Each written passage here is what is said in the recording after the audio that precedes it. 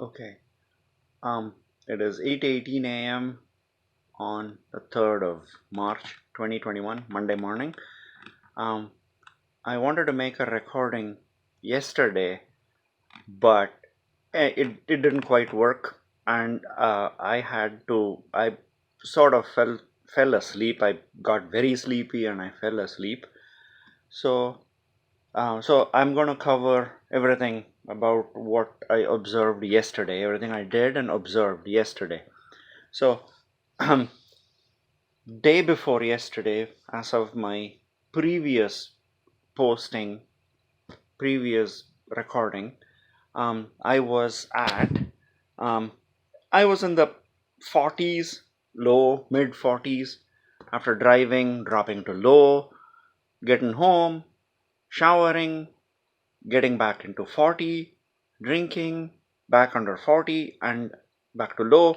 And I had a little bit of, cleaning and cooking prep style activity that I was doing. At the end of the day, I hadn't eaten. So, light activity, and I jumped to 53 and 56, 56, 53. And as I was finishing up, about to go to bed, it was right at midnight, 51. Perfect.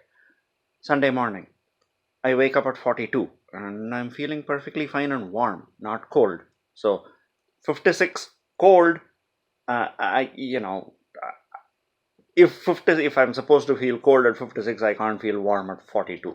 So that there is no direct correlation. That it's probably related to something else, probably insulin level, probably, I don't know, which I can't measure with this. So I've it's 61 right now. I've just had my tea and it's been in the 60s all morning. That's not significant. So then, as I was going through the day yesterday, I was mostly, lightly drinking, and I didn't eat until 9 o'clock or 9:30. In fact, I was in the 40s. I had tea. I was 46, 46, 47, 48. And then I had some activity I had to do outside, and I decided to make it as intense as I possibly can for the shortest period of time. So I had to move car, I mean, rims, and move a few things around in the dirt. So, and in the cold. So I went out, I did it in 10 minutes, and it went from the low 40s, mid 40s to about 70. So, activity and cold increase blood glucose. No food. I have not eaten up until this point. My previous meal, as of Sunday afternoon, was on Friday. Okay, previous ingestion of calories was at 8 o'clock yesterday morning. I mean 8 o'clock, which was tea. So just pure fat. So I go through the rest of the day slowly drinking, and it slowly starts dropping back. It goes into the 50s again, goes into the 40s once in a while, and so on. And this is one place where I made a mistake. I didn't know my freestyle that well. So I had 100 grams of pasta. So right on the nose, the same 106, near about 106, 100, 106, whatever. Pasta, it had a bunch of wild greens in it, and it had cheese. So fat and protein, of course, cheese, and the carbs from the pasta. Now, right after eating, I started out, before eating, I was at 60, after eating, I was at 61. So it didn't change, but it usually changes.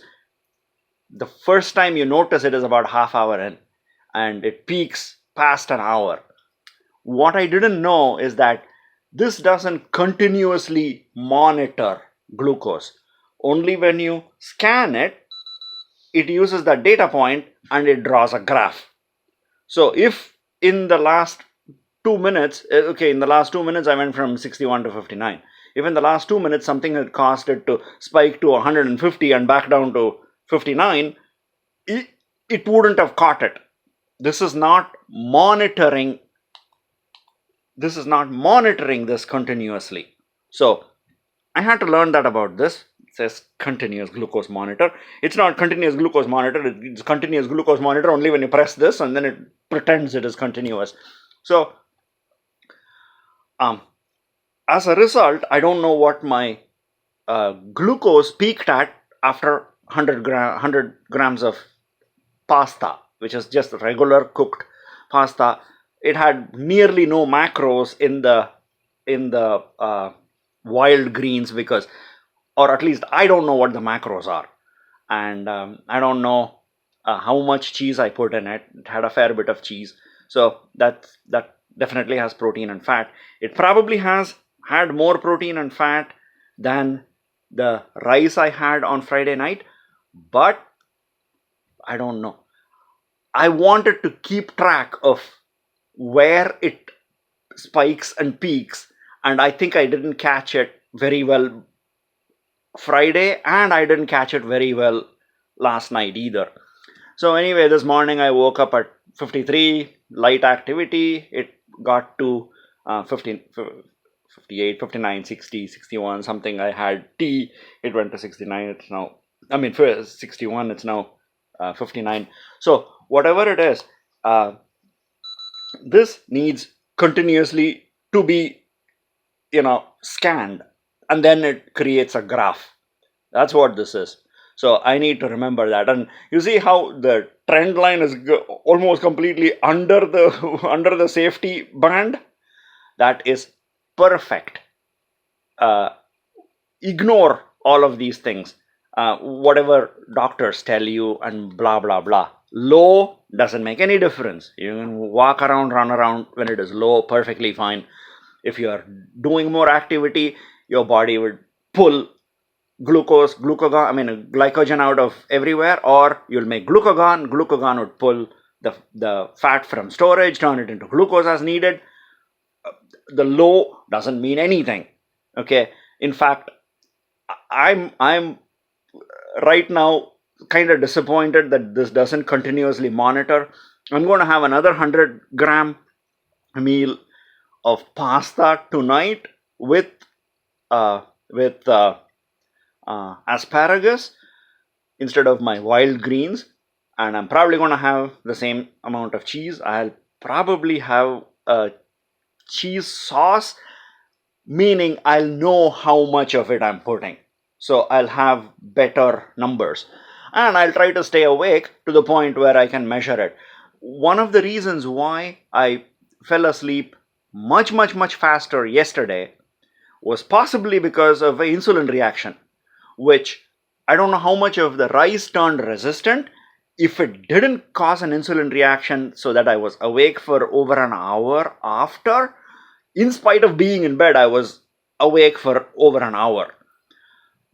That actually points to a good sign with the resistant starch creation theory out of rice. Because yesterday's pasta I ate hot. There was no chance any of it was resistant. It was cooked and heated, and everything was thrown together and eaten.